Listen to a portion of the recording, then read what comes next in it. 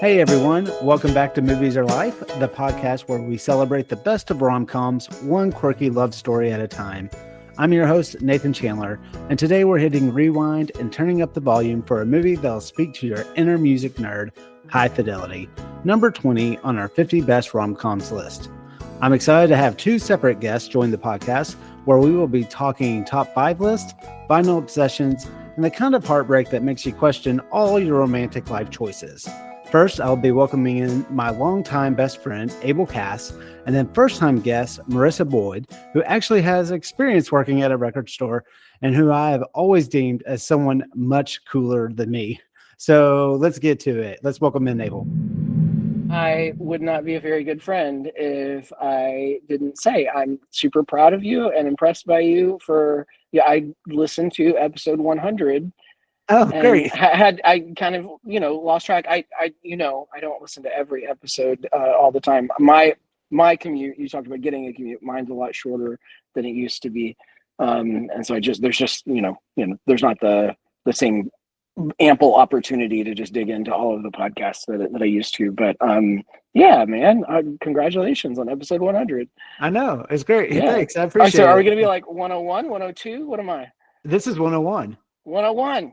Yeah. Starting the next. Yeah. Okay. Yeah. That's exciting. Yeah. Good job, Nathan. Well, thanks. How's life going for you, Abel? Yeah. Was it hard to get this fit this movie into your busy schedule? No. I mean, I did have to plan it. I did have to tell my wife, okay, we're gonna watch this movie on this day. Here it comes. Whatever. We're old and busy, and we have kids that are 9 and almost 11 now, and all that jazz. So we do have to plan ahead. All right. Well, why don't we grab our headphones and maybe our favorite breakup album, and we'll take a deep dive into High Fidelity. Rob Gordon has a successful business and a dedicated following. I used to go to the Double Door to hear you spin. You were unbelievable. But when it comes to dating... Hi. Is this Penny Hardwick? Hi, Caroline. He's still searching. Are you in or out, Rob? I'm sorry? Are you in or out, Rob? I'm in. For the right woman. What's your name? Laura! Now his search may have ended, but his problems just started. I like you with Laura. I don't think much of this Ian guy. What Ian guy? High Fidelity, made in 2000, is a witty, music-infused romantic comedy about Rob Gordon, played by John Cusack, a record store owner with a deep passion for music and a questionable track record in love. After getting dumped by his latest girlfriend, Laura, Rob embarks on a journey of self-reflection, revisiting his top 5 worst breakups. As he attempts to understand where he went wrong in love, Rob navigates the complexities of relationships, personal growth, and the healing power of music. This film was directed by Stephen Frears and has achieved cult classic status, loved by fans for its sharp dialogue, killer soundtrack, and exploration of modern relationships. It continues to resonate with audiences who relate to its mix of humor, heartbreak, and the obsessive love of music. A 2020 TV series adaptation starring Zoe Kravitz also helped renew interest in the original film. So we were joking that we haven't watched a lot of stuff, but have you seen the TV adaptation of High Fidelity? I haven't. In fact, I didn't even know it existed until really? I started looking at this, and I'm like, oh, I definitely have to go check that out. Except I think it's on Hulu, and we just canceled Hulu because they're raising their prices. We had the Hulu Disney bundle or whatever, and it's more than doubling in price. And oh wow! How did you drop that for a little while? How did your kids feel about the axing of the Disney? Oh no! Oh, keeping Disney, just axe the Hulu. Got it. Yeah. Well, one time I kind of brought that up, honestly, in a joking way, and my girls looked at me like I had just suggested I was going to cut their legs off. Yeah. No, I mean, we have actually, the last couple of years now, we cut way back on our streaming services in the fall, and then we'll do it again kind of in the spring, and then we were back for a couple of months, or all over the holidays, and it's worked really well for us, to do it that way. Yeah. So, well, I was glad that I watched this movie on Hulu. So did you watch it on that before you cut the service? No, I actually broke out the old DVD of it Oh, and popped it into the old PlayStation to watch. oh my goodness.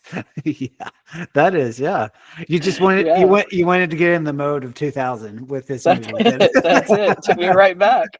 Yeah. Using So the controller to hit play. yeah.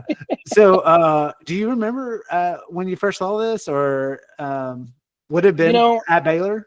it had to have been, right. It Right. came out in 2000. I don't think it's one of the ones, like, we wouldn't have watched it in the theater before we left high school. I don't think that's the case. So I probably watched it at Baylor. I imagine it was part of I don't know that this is the case, but I imagine it as a series of like connected movies like this and Almost Famous, and who knows what else, Right. probably all kind of at the same time. Yeah. So I've mentioned this on the podcast in different episodes where there's definitely, and especially this rom-coms list, where, and you're familiar, probably too familiar with all the video projects I did in college. But the short film I did, Lovesick, occasionally I've said like, oh, this movie has influenced it. This movie has influenced it, whatever like that. So it had been some time since I had seen High Fidelity. And starting this movie, and I blatantly have always said I just stole like everything from it, but Yeah. it had been some time that I saw that when I started watching this movie, I was like, oh my gosh, like I completely stole from this movie. It was Yes. Lovesick essentially was someone who was bitter about a breakup and talking to the camera and these flashbacks, and I was like, oh my gosh, I must have really been impacted by this movie in the early aughts. Yeah, I mean, I think it probably hit us at just the right time, Yeah. where we'd had a little bit of experience with relationships and still hadn't quite landed one that was going to be, the one for both of us.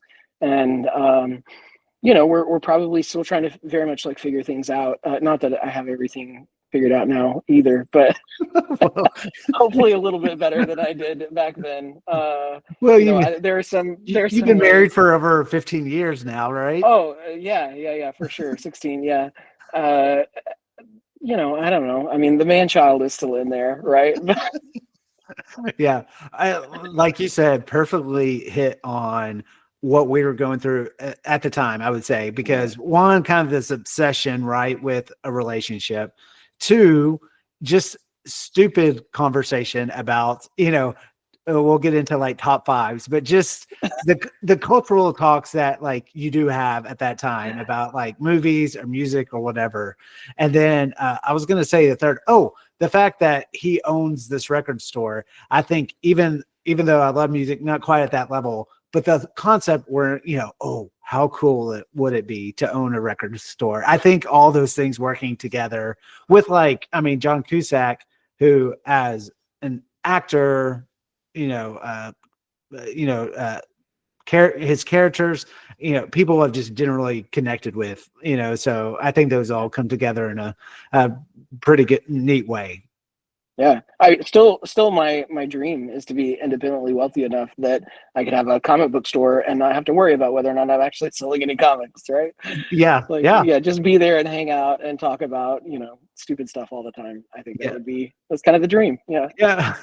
So now revisiting this movie, someone who now is, and sometimes past, you've been in a marriage for over 16 years. What did you think about this movie? I mean, it still has lots of nostalgia, which is a thing now that it's been 20 years, right? Yeah. 20 plus years since we see it.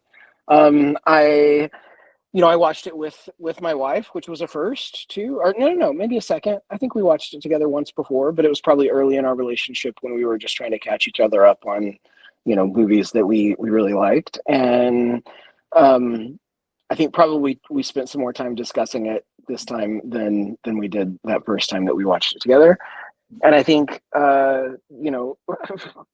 Rihanna hated it. Hated it in not in that it's like a bad film or that there aren't enjoyable moments. certainly like just everything about Jack Black, he's in his element in this film. Yes. Barry's fantastic, but hated it for what it was, like this guy that can't grow up and keeps making decisions that are like self-defeating and make it worse for himself. Like he's saying he wants things that he's turning around and doing the exact opposite of. And she just had all of this anxiety and angst about seeing that happen on film. And I don't know, like I see that for what it is, and I feel like I've grown as a person, but also I really still identify with this kind of internal dialogue that we get to hear as he turns to the camera and talks to us about yes, I want this, and also like I want this, and even though that is my base kind of desires and whatnot and instincts, it's the truth of what's going on in my mind right now, and all of it, and then processing through that, it takes him the whole movie to get there, but processing it and getting back to a place where it's like, nah, but this is what I really want. I really want this one person, and I really want what's good and wholesome, and something that's not chasing a fantasy, right? Right. Yeah. So that whole thing still feels very relatable. I hate to admit that, but it does. No, you verbalize exactly like my initial feelings, because I was starting to watch this film, and I mean, it kind of makes sense, like watching it when it came out, early 20s, essentially when we're in this stage of life, like at college, where the only thing we have to worry about is ourselves. Yeah. And so but then watching it now as someone, who's been married for a while with kids, and I was like, oh my gosh, I can't stand Rob. Like, and I think generally the narcissistic type of personality is just one that really grates on me. And I was like, this film is totally from a narcissistic, point of view. But in the same turn, it's one of those, I still really appreciate this movie because I think the style, it's fun, all those kind of things. But like, I don't watch it for Rob, but I appreciate the film. I appreciate the film because I don't even want to. You could almost see him as an anti-hero type of character in this movie, because I can't fault the film for really painting someone who is truly narcissistic, because they don't really. I mean, to me, you might disagree, even though it gets to a point where he kind of settles into his thoughts and calming himself down. I wasn't really still completely rooting for him by the end. And so I kind of appreciate the film because it never, I guess it didn't cheat, like they tried to make him something he wasn't by the end. I don't think. I mean, he did have a little arc, but like, I don't know about you, but I don't completely, I don't think he's not going to have relationship problems again after this movie. Yeah. I mean, I kind of want to hope that he won't, right? I kind of want to hope that he's listening to Laura at the end in a way that he just didn't before, right? I mean, she has this great line about like, you have to let things happen to people, most of all yourself. And you just don't do that. Something I'm misquoting it, but I want to believe that through this whole experience, and by the end, when he's got his, he's launching his own record label and has entered the world, that he's allowing things to happen to himself, that he's allowing himself to change. Right. And but maybe again, that's hopeful, because I have related to and still find some parts of it unfortunately relatable. And so I want to believe that I can change too. Jeez, is this therapy, Nathan? Are we? Yeah, I think we're going to break through to something here. Let me lay down. Yeah. But it would be interesting. Not that you have the time, but I haven't seen the TV show either, but it being, the female protagonist. Oh, yeah. I do think it would be interesting to watch it from that, because it, she essentially is doing the same things. And I wonder if like Rihanna or your perspective or even my perspective would change, kind of watch it. I wonder if maybe she's more likable. It would be interesting to watch, but kind of interesting too that, it stars her mom is Lisa Bonet, who's in this movie, which Right. is kind of funny. And a looser tie, the fact that Jack Black and Joan Cusack are in this movie, and there's a School of Rock tie there, I think. And then it kind of made me laugh. I was like, I guess you could kind of argue that Barry in this Jack Black plays kind of the same characters in all his movies, but I do think School of Rock is essentially Barry, just maybe a couple of years older, right? Right. Yeah. That's a great like alter universe, right? Like right. Yeah. So I feel like there was maybe another tie to School of Rock, but it's not hitting me right now. But I had kind of forgotten, not about Jack Black, because this obviously was like one of his first like really big like breakout roles and stuff, and I think he's so funny in this movie. But I had forgotten about the fact that Catherine Zeta-Jones was in this, Tim Robbins, even Joan Cusack. I had forgotten that all these great actors were in this movie. Yeah, there's a lot of people in this film, surprisingly, because I say surprisingly, like I don't know that I remembered how many people were in the film, and then my wife was watching and pointed out, and then we went to IMDb to actually research things that I don't keep in my mind, like who was the director and whatever, because I thought it was a Cameron. This is probably a movie sin or whatever, but I thought it was a Cameron Crowe film because this and Almost Famous are like it's so tied together in my head. Yeah, it's Cameron Crowe-esque for sure. Yeah. But she pointed out while we were watching, and the credits are rolling and everything, she's like, Catherine Zeta-Jones didn't even get on the credits. Like, you got to wait till it starts, the text starts scrolling on the screen. And I go to IMDb, and it's like one of the quirks of the film is, like Catherine Zeta-Jones didn't actually get a whatever the headliner credit, right. her part in the film. She was starting off as well. Did you? I know I read the Nicholas Hornby book after this movie that this is based on. Honestly, I can't remember it, but I feel like this definitely kicked off a lot of his films being adapted after that. So About a Boy, a lot of people, Fever Pitch, even though it was completely like they completely took that concept of soccer and made it into a baseball movie starring Jimmy Fallon, who's very New York, about a Boston Red Sox fan. That made Red Sox fans like so mad, but that's a little trail there. But but I especially Stephen Frears, I think that's how you say his last name. British director. He directed The Queen, and apparently Nicholas Hornby really didn't mind it being transferred from London to Chicago. And it felt like the voice, even from what I remember from the book, they capture that pace like really well. And I love how this movie, I still think it's very sharp in the way it has these flashbacks, but like, how he kind of goes back and forth in time, it's very layered, and it really flows really smoothly, I think. Yeah, for sure. I found out about the fact that they made A Long Way Down into a film again when I was checking IMDb for this, so I need to check that out too. I haven't actually read the book. I remember when we were talked about a long time ago, putting my name down for this film to do the podcast with you about it. I was gonna say, like, that was gonna be my excuse to finally sit down and read it, but I didn't. I'm sorry.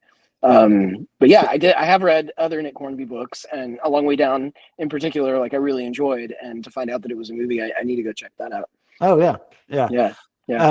I mentioned Jack Black. I love the relationship between Barry and Dick here.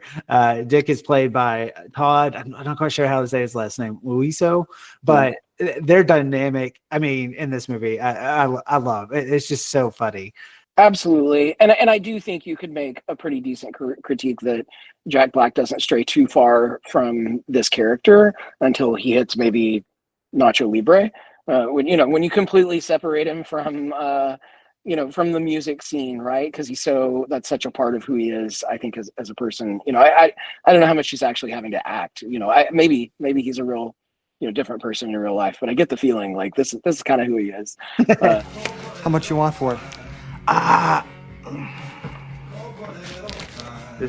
no, you know what? I don't think I'm selling it this week. Maybe next week. Oh no, you said that last week. Did I? Yeah, well, But yeah, I think Dick and Barry really really helped to offset what is otherwise.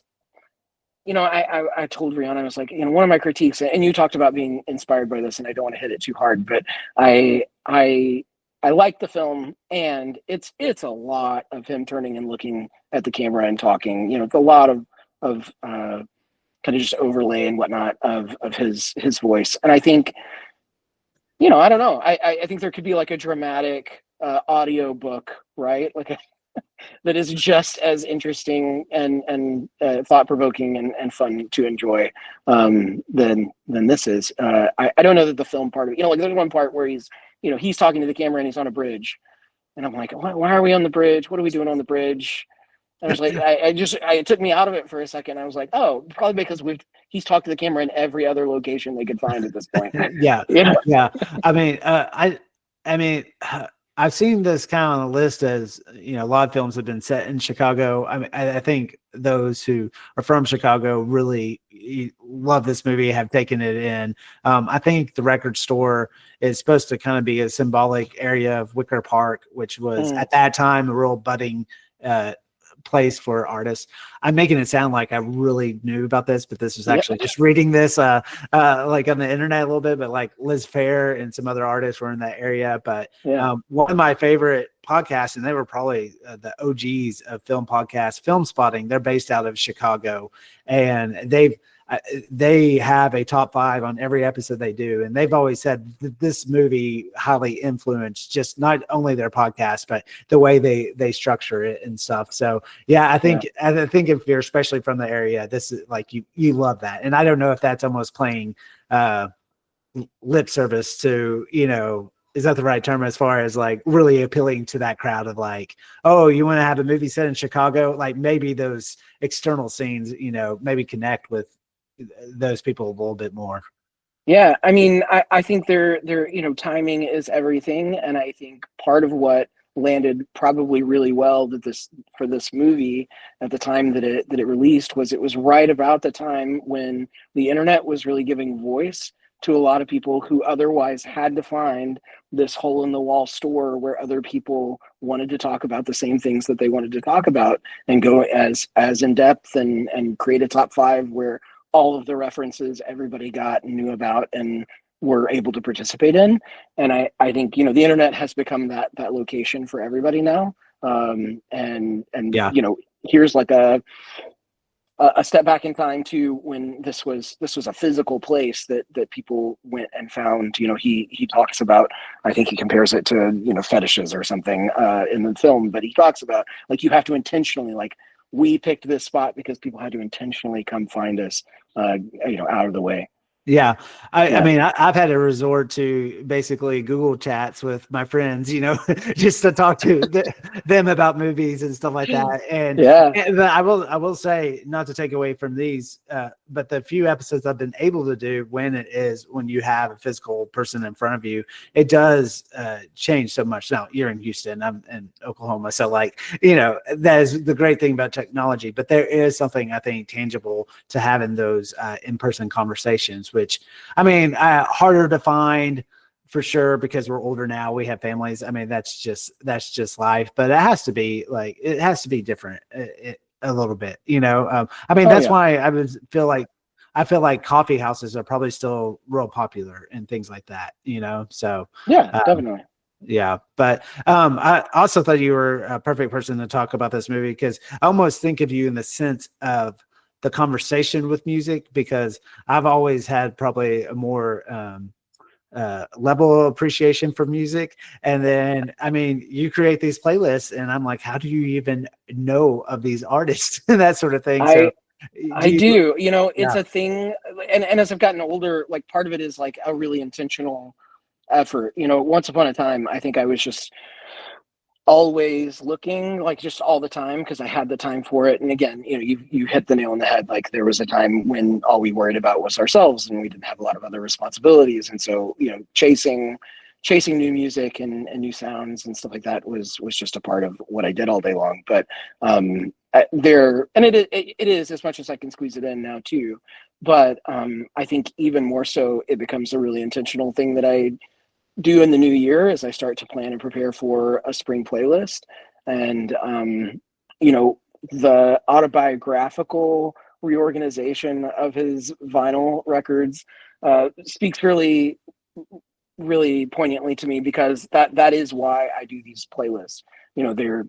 I try to create a sound every spring, right? A set of songs that then you would just try to play as much as possible around the house and in the car, and certainly whenever we go on vacation and things like that. Like, we try to just integrate that sound into our lives as much as possible for a season, so that now whenever we pull out one of the old playlists and play it, like, even the kids are starting to comment on, like, oh, I remember this, this is when we went to whatever, and this is, there are life experiences that are tied to that music, really intentionally. And so, yeah, I have a lot of fun doing that every spring.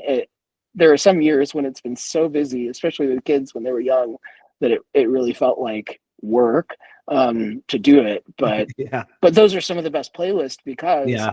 the kids were young and we were playing the music all the time, and now it takes me back to memories of when they were little. And that's something that I love doing, and I try to share also, even though I'm sure nobody uses them the way that we do, and it's a very personal kind of thing.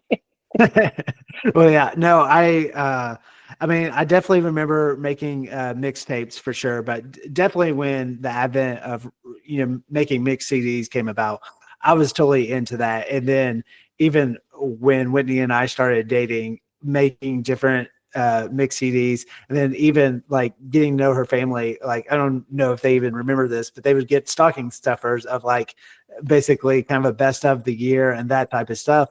And honestly, because of Spotify, it's great because you do have access to everything. But I'm a nerd now, so I listen to more podcasts than music. But I don't know how people even find new music these days, because maybe it's the conversations, or that maybe they're in environments where there's more things playing and that sort of thing. But yeah, I don't really make those playlists anymore. But there are almost songs that come up sometimes, and I can very nostalgic feeling of like, oh yeah, I remember that year, because that was what made the playlist that year. But Sure. yeah, another thing that you said, just kind of a funny story, I think you'll find funny. You're mentioning how he keeps his record collection or whatever like that. So it just made me think about, like, once again, this was before kids, but being a young adult, I mean, I would love, like, I had the books with all my CDs in it or whatever like that. I get a new CD, everything gets shifted. Like, I alphabetized everything, and I just have vivid memories of, like, I was totally content doing that, like throwing on a movie, maybe listening to the commentary while I do that, which it's almost kind of insane in its own way. But so with that context, I had COVID last fall, and so it was still now. I isolated, and it was right before they really were like, oh yeah, you just like a day or two or whatever. But anyway, so I felt fine, but I was in the room like by myself, and I had a friend who gave me his whole collection of Blu-rays, but they're like all just the disc or whatever like that, no boxes or whatever like that. But anyway, they had left and done something, and I had been isolated for a couple of days, and so I just decided to take on the task of alphabetizing all these. Yes. When they came back in the house and saw what I was doing with all these Blu-rays just spread out on the bed, I think they thought I had gone insane. Yeah. No, my version of that is a couple of times, Eli has gotten into Pokemon cards and things like that, right? Yeah. And he is totally content to literally just leave them all over the house and find them, and it's fun for him. Turn over the card, see what it is, talk about it, move on, right? Whatever. It's not a big deal. But like, I've bought binders and sleeves and like at one point tried to organize the whole thing to help him understand, like, look how cool this can be, and then you can turn the page and you can find whichever one you're looking for and whatnot. Yeah, it stays that way for about 3 days. Yeah, doesn't It is a little bit crazy, but it's our shared kind of crazy, Nathan. That's why we're friends. So far, I haven't seen that trait of myself really passed down to my children yet. But real quick, as far as I don't know. I feel like this movie, as far as memorable scenes, do you have any favorite moments? And I'll come back to why I don't as much. Oh, okay. There are a few that stand out to me that were just particularly enjoyable. I really liked the dinner party with Charlie. Where everybody has been in that, felt that before. Yes, and you're like, what are these people talking about? This is all stupid. They're all vapid, and whatever. And then even after, like sitting through all of that so that you can get to the thing that you're really there for, and her reaction to it. And that whole thing I think was really well done. As far as like the lengths to which he's willing to go to get these questions answered for himself, right? And his kind of self-exploration. So I like that scene. We already talked about the autobiographical sorting. Just, whatever, it's not Barry. Dick walks in, and as he's doing this, and talks about how comforting it is, right? And I just think, again, we kind of just had this moment of like, yes, I know that. Yeah. What I kind of meant was that, like, almost when I thought about it, there were maybe a couple of things that stand out. I feel like the movie as a whole flows really well. So I think it's almost in a good way. I couldn't quite pick out because it almost moves so fast in those things. I do think the moment of him imagining how he's going to interact with Ian when Ian confronts him in the store. Absolutely. I had honestly kind of forgotten about that moment. And I thought that was, just from a comedic standpoint, very, very good. Even though I feel like Tim Robbins' character Ian here, I thought the character was good in the sense of like, whoever, if you've had the past love and who they start dating next, just seems to have all the tendencies that's the opposite of you. But I do feel like that Ian character is a little over the top for this world, because I feel like the characters of Charlie and some of his other past girlfriends are very realistic, and Ian is the one, I know it's supposed to be on purpose, is like this over the top, but that's the one character that kind of I'm like, it didn't work for me as much. Yeah, I agree with you. He's over the top. I feel like what the movie does, it wants to be talked to by the audience, right? It wants us to interact and tell him, you're being an idiot. This guy is really not that intimidating. You don't need to worry about him. But like we get to see that, and he's just not in a place where he can see it himself, right? And it's over the top enough that it feels intentional. And that's what I think makes it okay. In my book. I will also say I'm a real sucker for the end scene. I think we mentioned it already, but if you don't think Rob has changed at all by the end of the film, if he's just as hopeless and childish as he was at the end as he was in the beginning, I think the whole movie just resonates differently. So I have a lot of hope that he's in a different place, and also I could have watched an entire film of Jack Black on stage, just singing Marvin Gaye songs. I think that would be, somebody needs to make that movie. Yeah, sign me up. Well, and also kind of almost in lieu of scenes, I think the screenplay is very strong, and I think it has to be tied back, being based on the book or whatever. And if I can find a clip, I'm going to cut to the scene because I can't do it justice. What came first? The music or the misery? People worry about kids playing with guns or watching violent videos, that some sort of culture of violence will take them over. Nobody worries about kids listening to thousands, literally thousands of songs about heartbreak, rejection, pain, misery, and loss. Did I listen to pop music because I was miserable? Or was I miserable because I listened to pop music? Oh, it's like the opening lines of the movie or something, right? Yeah, It's like yeah, right off yeah. the bat. Yeah. Yeah, amazing. I mean, I think that sums up just people's connection with music perfectly. I also liked the moment, this quote, and I guess there's lots of moments in this movie that make me still really think, but he says, I agree that what really matters is what you like, not what you are like. Books, records, films, these things matter. Call me shallow, but it's the effing truth. And by this measure, I was having one of the best dates of my life. But anyway, I just laughed because that made me think, like, when he said that, like probably in my 20s, I was like, yes, dead on. Now seeing it, I'm like, I mean, this whole podcast, movies are life. That's what I love about movies and stuff like that. But I almost tend to kind of disagree with him on this a little bit. It's like, I think what you are like as a person matters a whole lot more in this life. Oh, of course you think that. You're not a character in a film, right? I guess not. And that's the truth. If we're talking about like quotes that really stood out, the one where he talks about, I can see now how I never really committed to Laura. I always had one foot out the door, and that prevented me from doing a lot of things, like thinking about the future. And I guess it made more sense to commit to nothing, keep my options open, and that's suicide by tiny, tiny increments. I feel like that also summarizes all of, he talks about like he's been on the same journey, doing the same things over and over again since he was a teen, and here he is 30 something and experiencing the same stuff. And that's it. That's the tiny suicide, right? Is like, Yeah. you have to be willing to set aside yourself and commit to what somebody else is into and what's important to them, and not put yourself first. And that's the kind of stuff, man. When we get off this podcast, we're going to go take care of our families and our wives, right? And our kids. And that's it. Yeah. Well, there's also a big Dallas Cowboys game on tonight. So, yeah.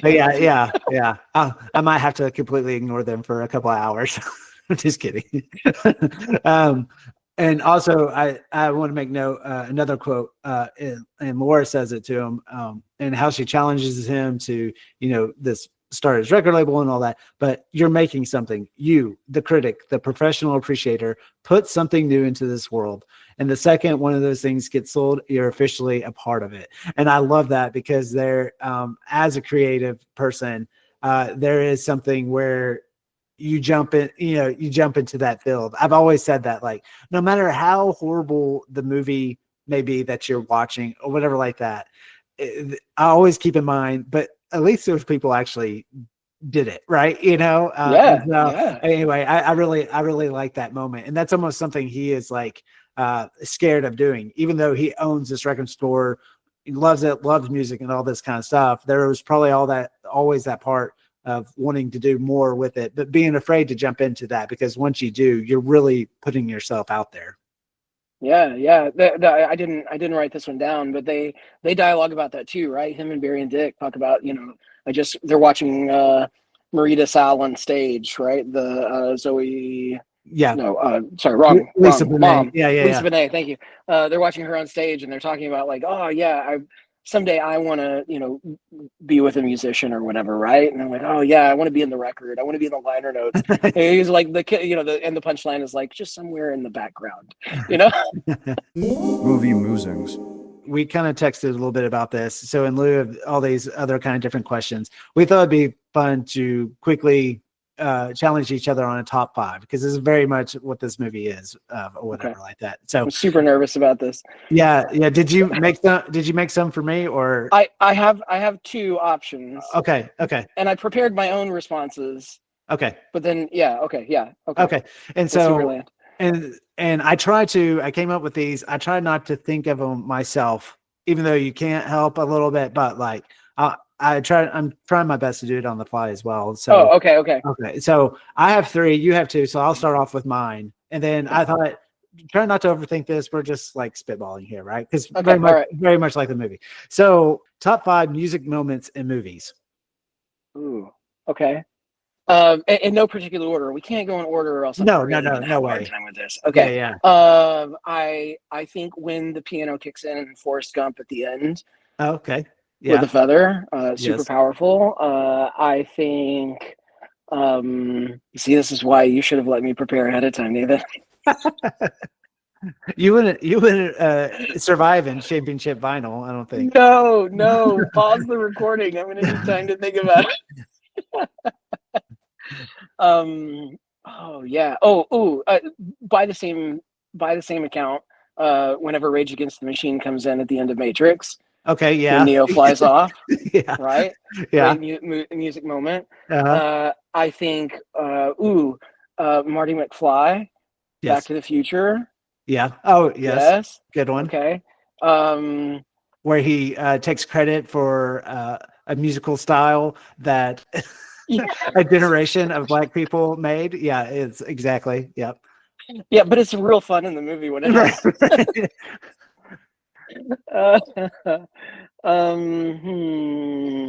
So another one out there. I thought of once when and that's not even a favorite movie of mine, but like Falling Slowly, that moment, like in the record store.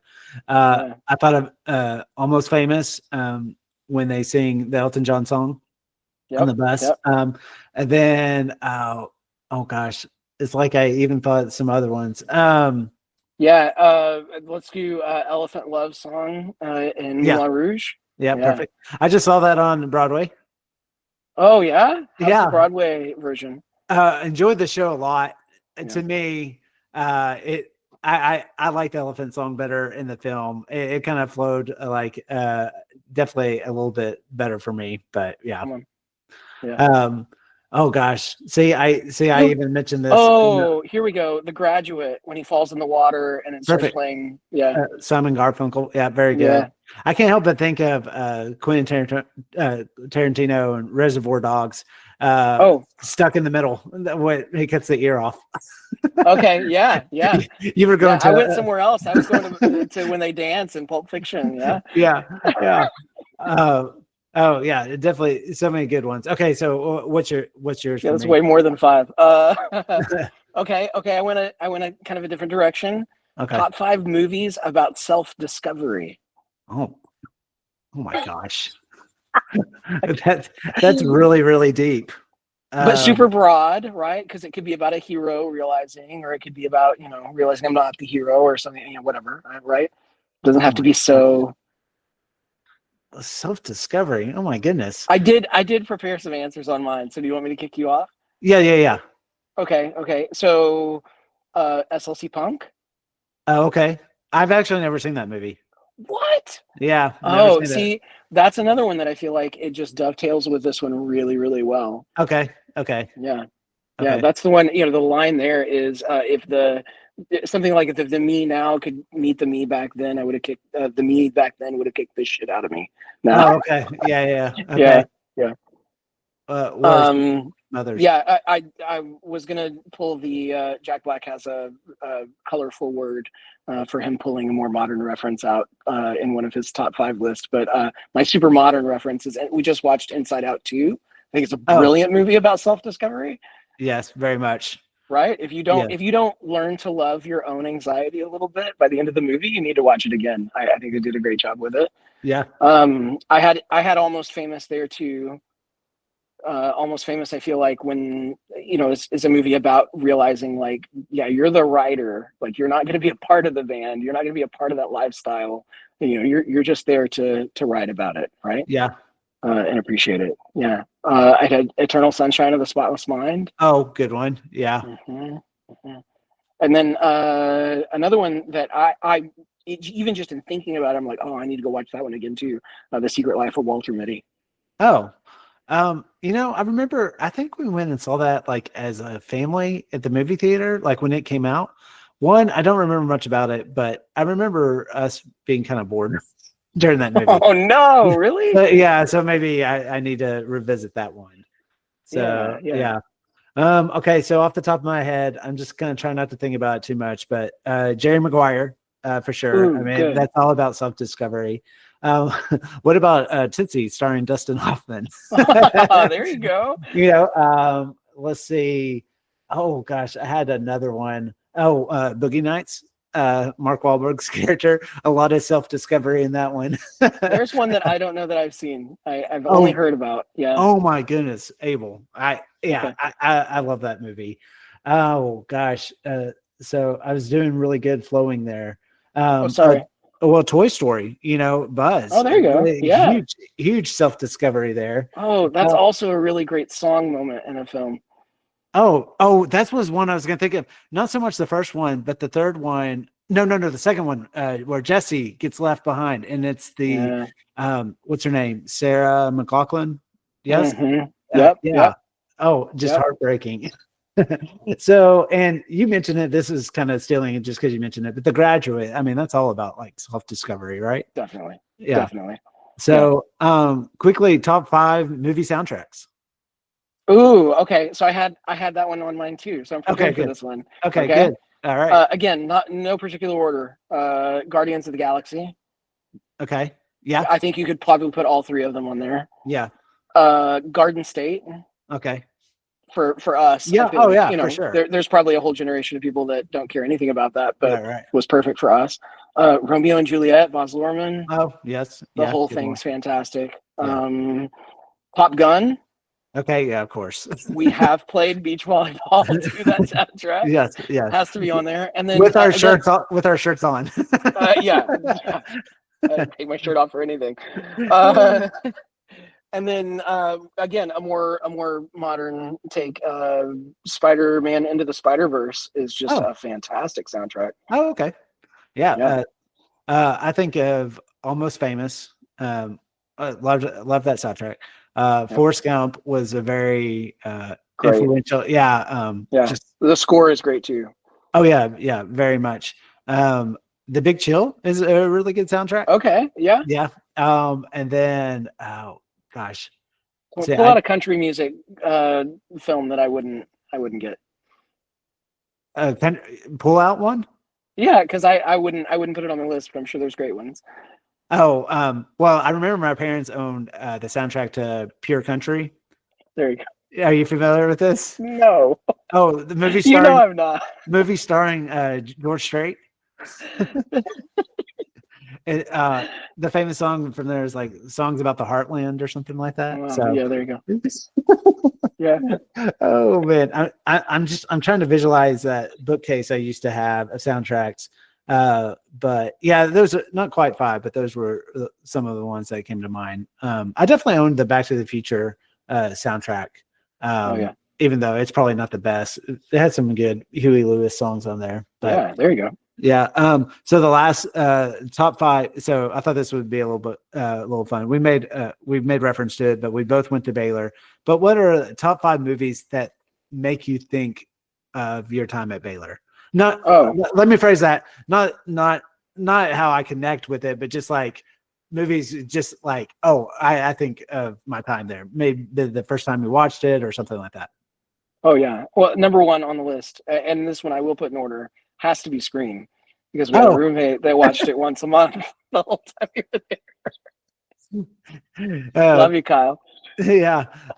Well, like, I mean, this completely makes no sense, whatever, but I guess would we have done DVDs or VHSs or a combination of both? But around Halloween time, this is fitting now that we're in October, we would, in our apartment, we just, was it for 24 hours? We just had a horror movie playing like on loop. So if somebody came in and there was a movie that was over, that roommate had to be responsible for switching them out. Even though I wonder if Todd actually held up his end of the bargain there. He probably came in and fell asleep immediately. Or just popped in, missed Doubtfire or something like that. Yeah. Okay, so Scream. Matrix came out when we were in college. Yes. I think, right? Yeah. And that was just mind-blowing for everybody. Yeah. I think Batman Begins was after we left, but I still associate it because I feel like we all kind of reconnected in a big way whenever it came out, right? Was that after graduation? Yeah, I think so. Yeah. And then I think we were in Waco and saw it in that your like cousin's theater or whatever, right? Yeah. So that sticks out. So many good ones. I mean that's where I watched a lot of these movies, right?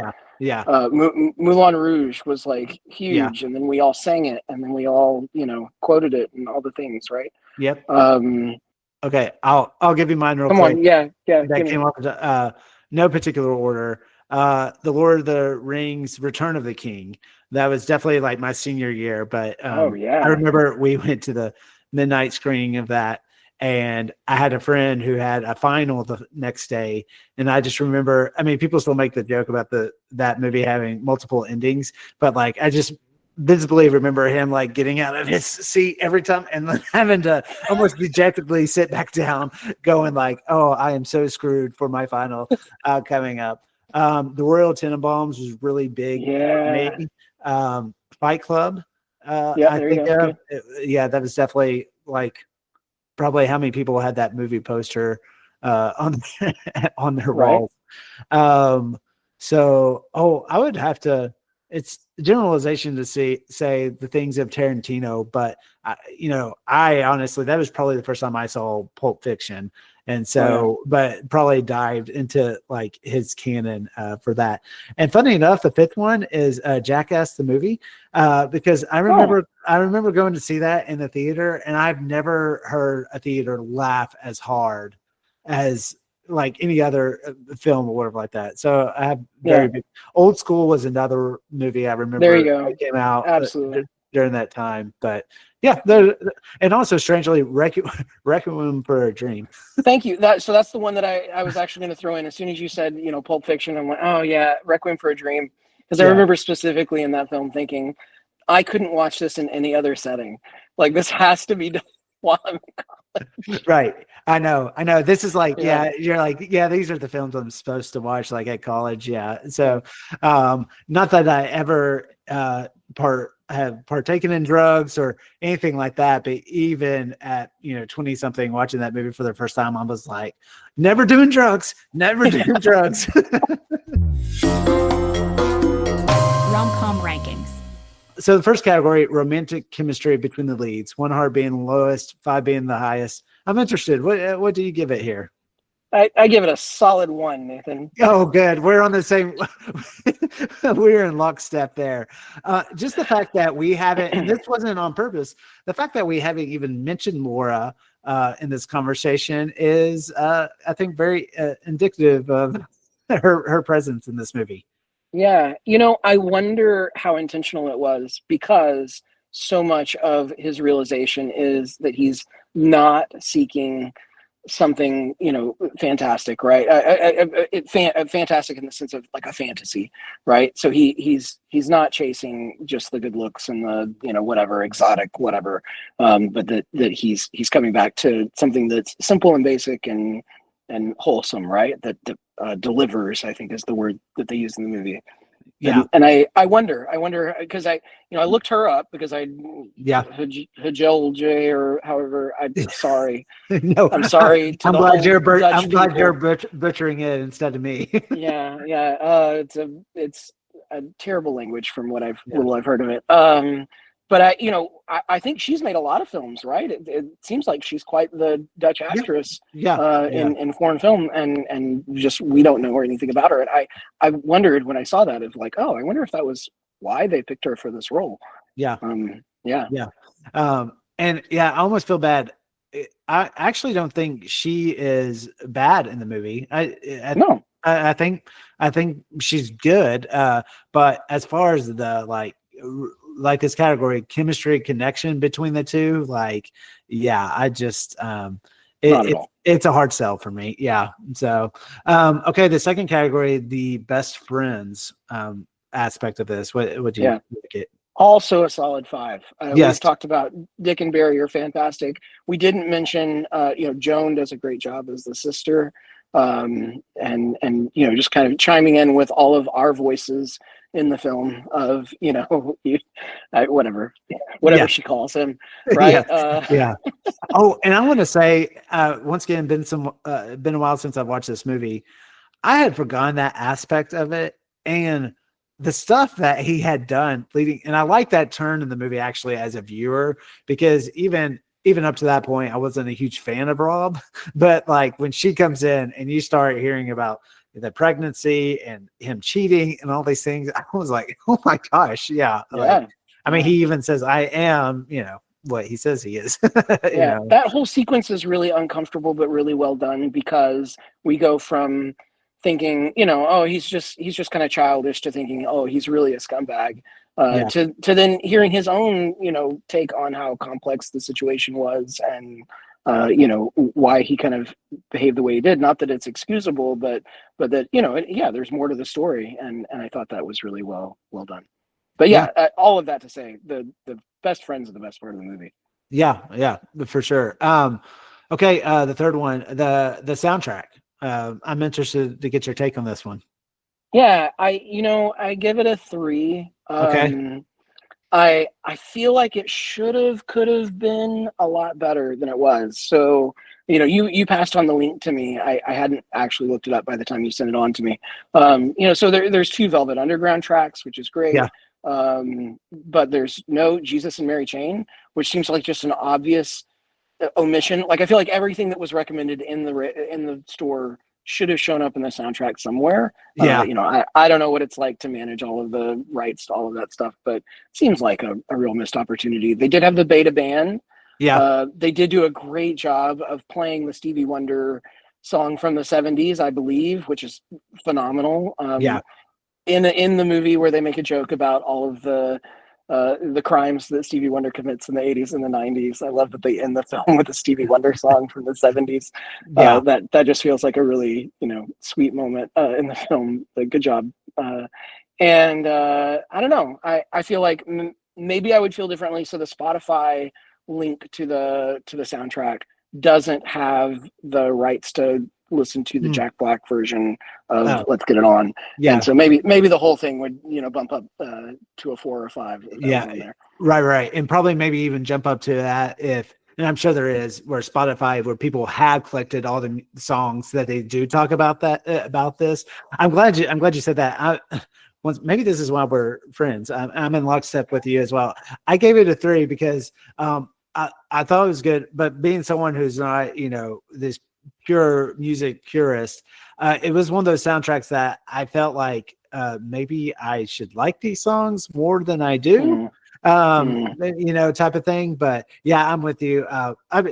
Fun to listen to, but not something that I'm like, oh, I would listen to this all the time. But but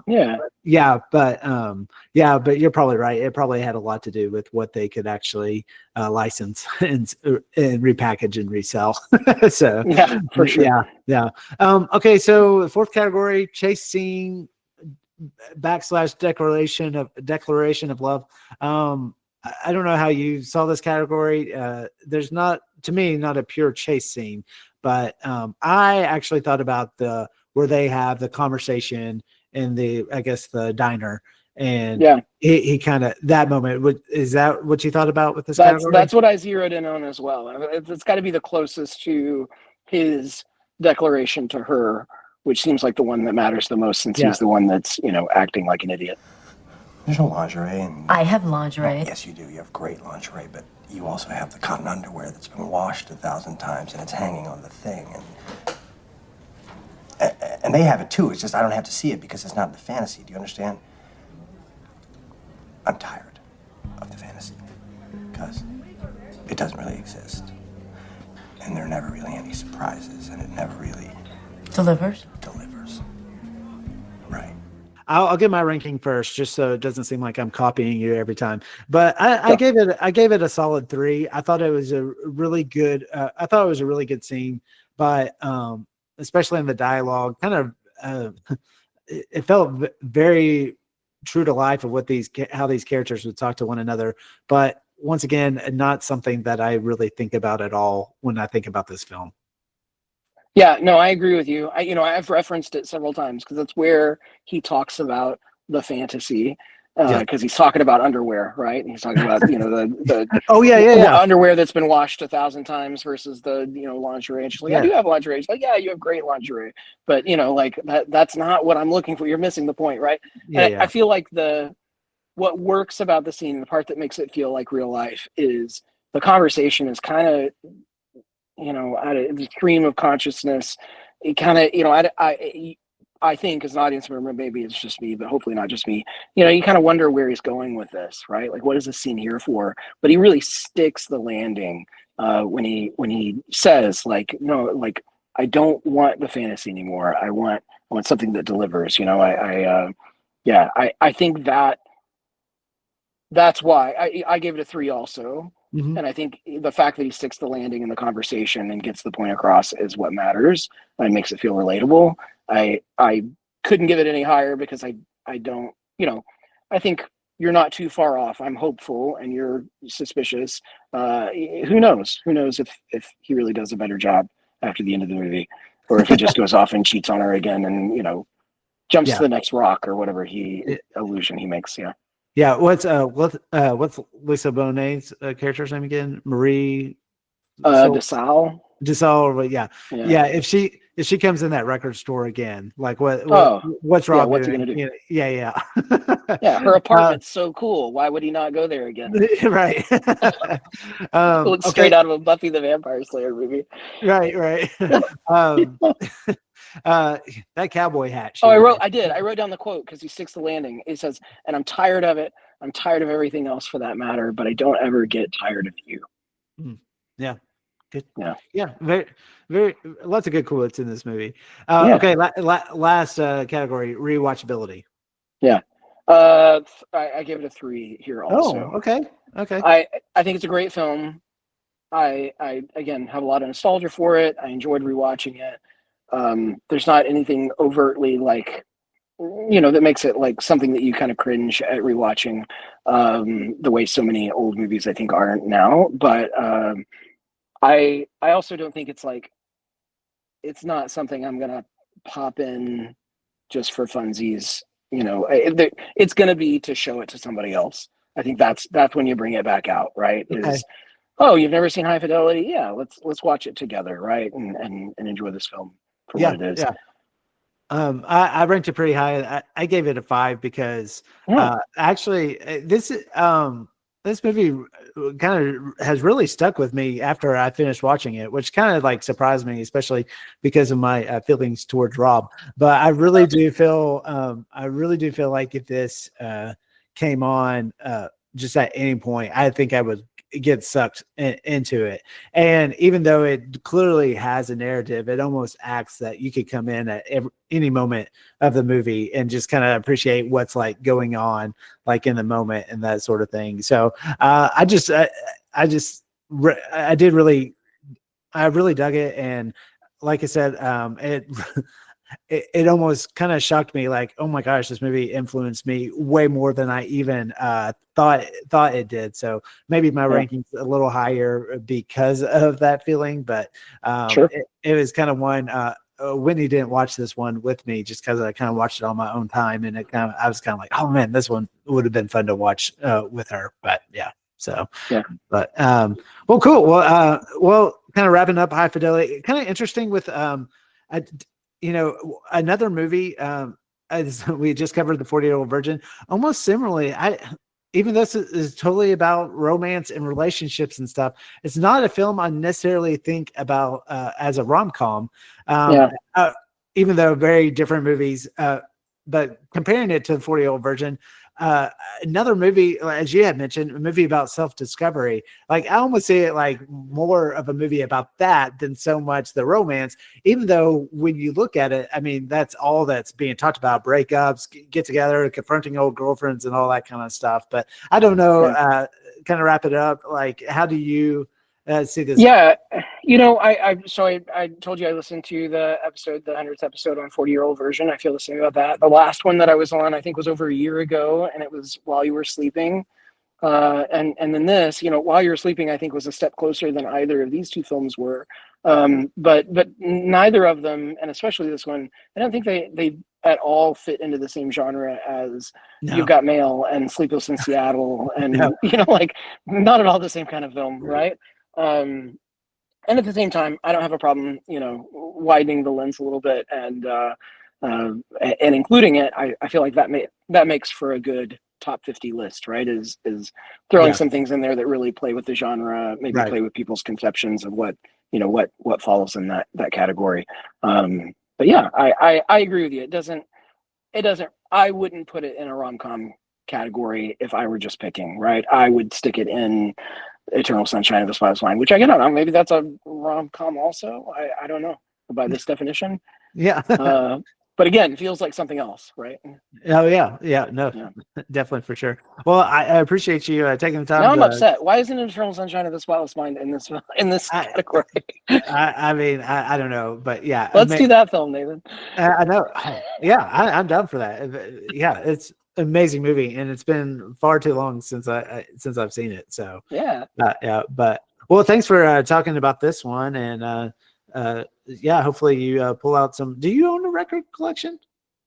No, that's right. No vinyl whatsoever. Yeah. All digital at this point. I mean, I have a few CDs that will still actually play. A lot of them, aren't even that anymore because they spent most of their those time. CDs? I don't. I mean, that's the thing. Okay. I know that they will. We have a CD player upstairs in one of the kids' rooms, and they had a lot of fun actually a couple years ago. I don't know, last summer maybe, pulling out some of those old discs and throwing them in and just seeing what was on them. Right. A lot of it's old, youth group Christian music and stuff like that. Right. But yeah, so still a few of that. But I go to Spotify for everything. It's the streaming service I would let go of last if it were up for me, completely. Again, my whole family would fight back on Disney being the last one, but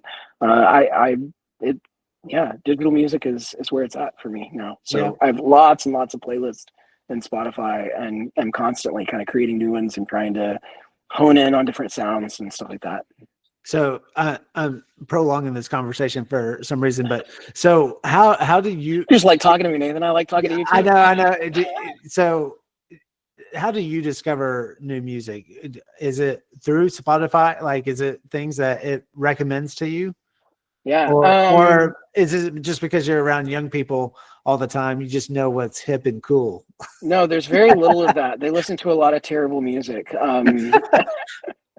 No, I think a lot of it is intentionally seeking it out. So I subscribe, my YouTube subscriptions are a lot of KEXP out of Seattle and NPR Tiny Desk concerts and, La Blogotech, which is like a French, you might actually really like it. They do these beautiful, like French, sorry, they're not French. It is a French group. They have artists come over to wherever they are in France, and they do these really beautiful little short films of them playing their music out in the world in France, and it's just really beautiful to look at and listen to. So there, that stuff pops up on my feed, and I try to click on everything that looks kind of interesting. I feel like I missed out on a lot. I wish I could click on more than I do.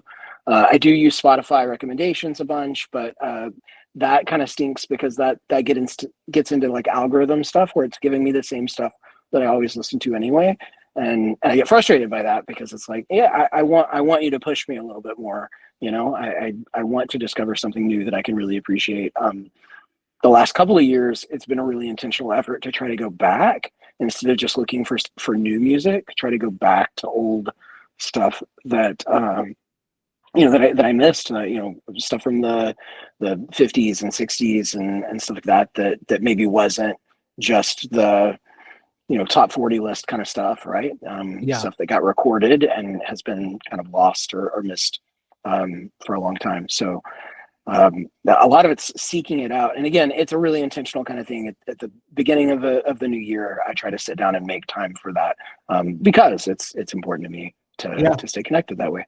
Yeah, very nice. I'll leave you with this. It made me think of this. It was a big parent win in my head. So for the most part, if I'm in my car, and especially if Hallie, my oldest, is riding, she's controlled the music. She just takes over or whatever like that.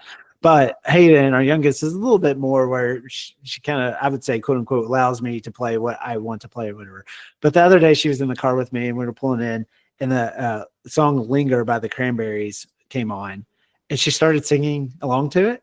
And it just like, I was like, I've done something right in this world. That's a great note to end on. I think just like Rob, a big piece of it has been trying to listen to what they're into also. So, every year Rihanna knows that I do this, and so she'll give me a few suggestions, and I do everything that I can to include those suggestions and make them a part of what we do together now. So yeah, if you I don't know if you'd be willing to do this, but would you be willing to share one of those playlists and I can link to it in the notes that you've made? Oh, sure. Yeah. Okay, I great.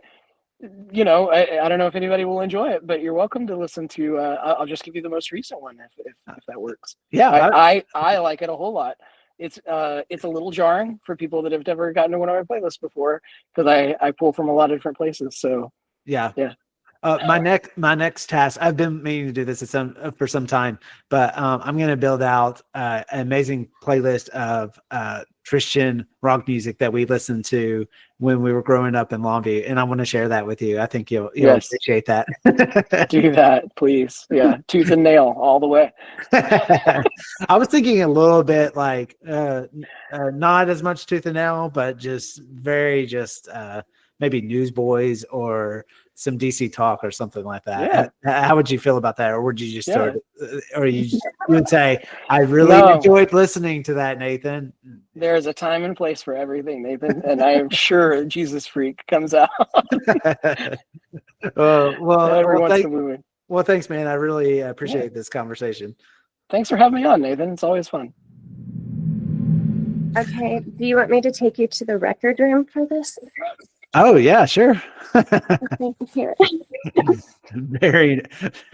That's impressive. How many records do you have? I'm probably around like 600. Okay, wow. So are they in autobiographical order? No. The artists? No. Are they alphabetized? Yes, mine are alphabetized. Well, that's awesome. Well, we kind of jumped the gun. We were just going ahead and talking about their record collection, but yeah, welcoming in Marisa Boyd. How are you doing, Marisa? I'm doing well. How are you? Great. So, Marisa and I, is it fair to say like fast friends, even though we haven't known each other for a super long time? I think so. Absolutely. Okay. Oh no, that's like, I didn't want to just like throw myself into your like social bubble there. Right? Work friends that became like out of work friends. Yeah, there you go. So yeah. I definitely wanted to have you on to talk about this movie. One, because I just knew you kind of liked it, but also just being, I mean, you have a Thin Lizzy shirt on right now, but I do, yes. Yes, you're generally a music fan, correct? Very much so, yes. Yeah. So I have always enjoyed music. I probably would used to think that I consider myself a big music fan, but then movies like this exist to remind me that I'm really not. Yeah, some of us are a little exhausting, I think, with our music appreciation. Right. So the whole vinyl record thing, is that what you kind of like, were you into it before it started becoming cool? Yes, I think so. Yeah. I remember even like in my first apartment when I was 19, I had a record player and I had a lot of my parents' albums, and that was a time when not a lot of new records were being produced, but some indie bands were putting them out. Yeah. Okay. Yeah. I was like, my parents are around baby boomer age, and even though I don't remember a whole lot of them actually throwing a record onto the player, because especially when I started maybe probably getting interested in music is when the CD player came about, but we still had a little shelf of like albums. And so anyway, I remember them having the Dirty Dancing soundtrack. And then my dad had a record of just Halloween sound effects for. Oh, that's a very popular one. I remember when Wayne's World came out and Bohemian Rhapsody became huge. My parents had Queen Night at the Opera on vinyl, and I used to put that record on all the time. Oh, wow. That's awesome. Yeah. I know they had, I'm struggling to think of some of the other ones. I mean, they had like other artists as well, and I just always remember their record covers. But I think, hopefully my sister got their record collection, because I know they collect vinyl as well and that sort of thing. So, diving into this movie, so it had been a while since you had seen it? Yes, I have seen it like a few times, but it's probably, I mean, it had been at least 5 years, probably. Yeah, yeah. So, would you, a movie you generally like, or still? I actually really love this movie a lot. Think that I think that it really captures a time and a specific sect of people. But I am going to say that when they made the TV show adaptation, it wins my heart a little bit more. Yeah. So I actually I didn't watch the TV show, and it was something that was on my watch list, but it almost got canceled. It got canceled not long after it was released. It has one season, Yeah. and it's a full season, and it does what the movie does. It tells basically the full story. I would have been interested to see where they could have taken it, but it came out in February of 2020. So it got really COVID canceled. Like so many things did. There just wasn't going to. Yeah. Didn't go through with it, but I would highly recommend it. Yeah, and it had completely slipped my mind. I mean, I remember Zoe Kravitz was in it, but the fact that she's Lisa Bonet's daughter it's pretty cool. So I find it very charming. Yeah, is the character tied into Lisa Bonet's character in this movie? No. Okay.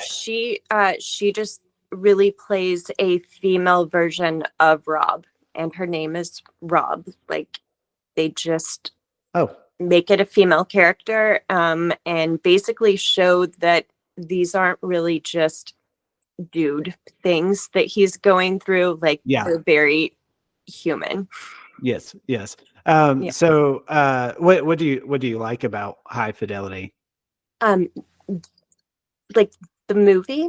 Yes. I'm sorry. Let's go back to the film. So I trying to think one, it has a wonderful soundtrack. The music is used really well throughout all of it. I enjoy listening to it. And I think that they are, while a little bit exaggerated, pretty like realistic characters. Yeah. I was going to ask you, especially your ties to record stores and your collection, and like, how well do you think this movie captures that culture? So I would like to say that I think it does a pretty good job. I think it does a better job of representing record stores like 20, 25 years ago. Again, it was a very timely movie. I think that they have evolved quite a bit and are not so kind of isolating or snobbish.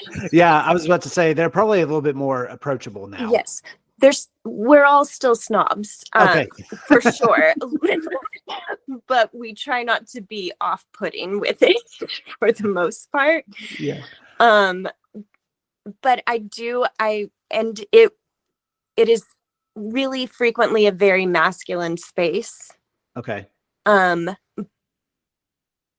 That we are always trying to find ways to make more welcoming and comfortable for females. Yeah. Why is that? I think that a lot of it had to do, I mean, so they talk about in that, like early on in the scene, he's talking about they are kept open by old white men that are looking for originals, like Zappa originals. And that is a thing that happens. Those are a lot of the customer base. They are older men that have had collections for like since their youth, and they're always looking for original pressings or a specific European pressing. And I think that, and they were the people that raised a lot of the men that open these stores, right? Yeah, it makes And sense.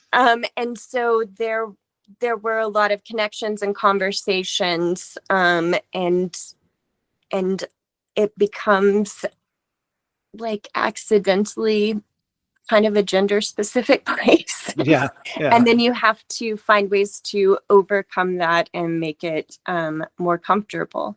Honestly, I think a lot of the pop music, pop artists over the past several years have really started putting out a lot on vinyl.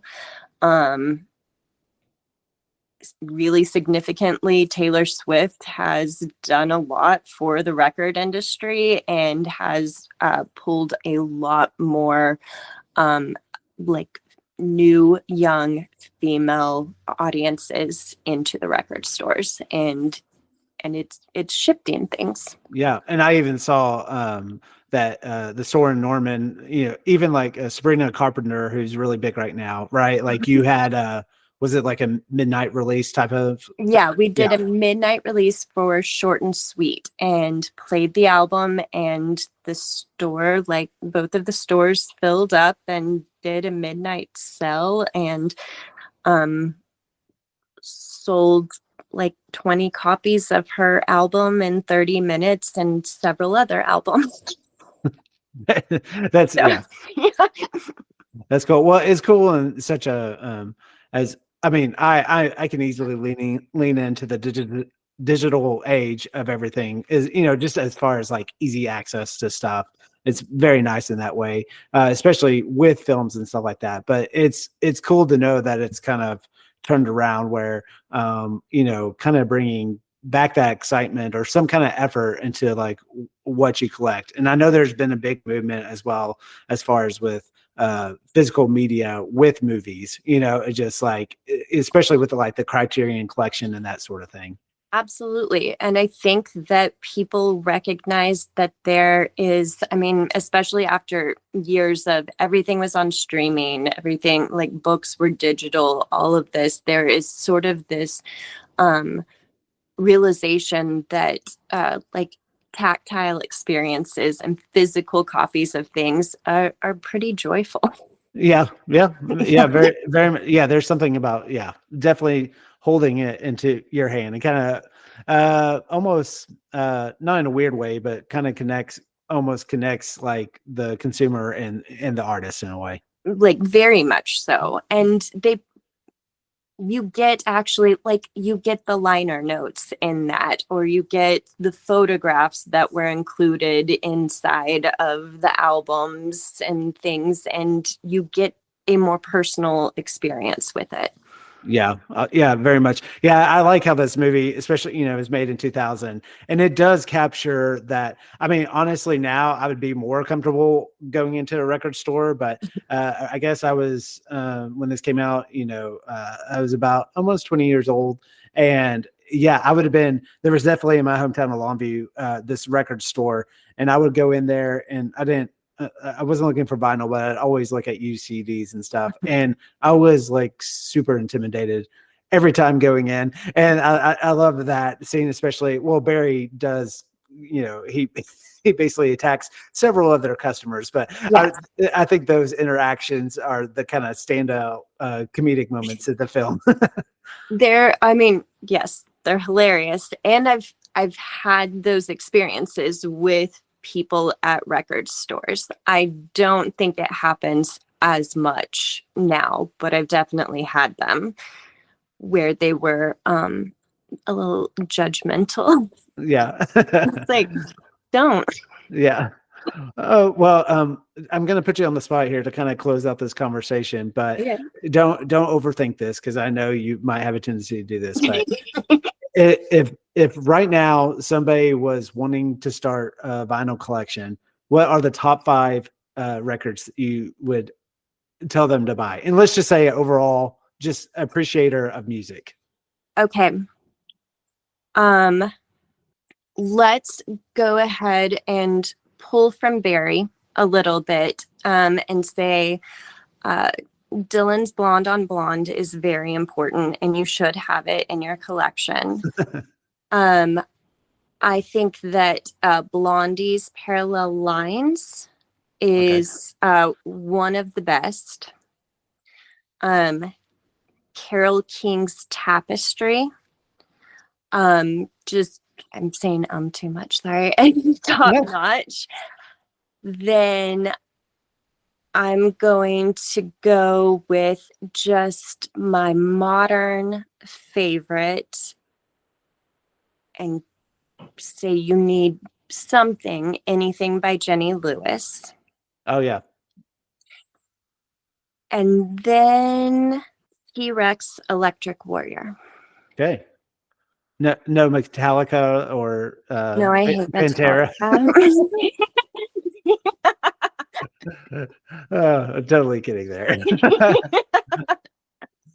If we're going metal, then I think that you need Iron Maiden or Slayer. Oh, okay. Yeah, there you go. Well, cool. Well, anything else that you wanted to talk about this movie? I almost feel bad because you rewatched it. We've talked more about music than the film itself. No, that's okay. I think that the soundtrack is amazing.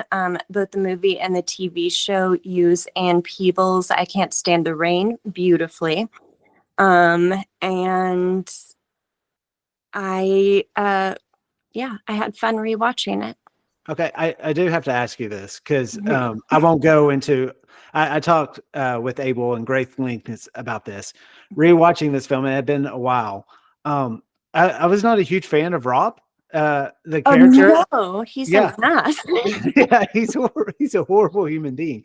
So, but I guess his ability to get all the girls that he does in this film, is it just the John Cusack like aura, like the kind of like I'm like lonely, miserable type of person? Like, what's the draw here? Yeah, I mean, John Cusack has sort of a mopey babeness to him. Yeah. I like that's just sort of always there.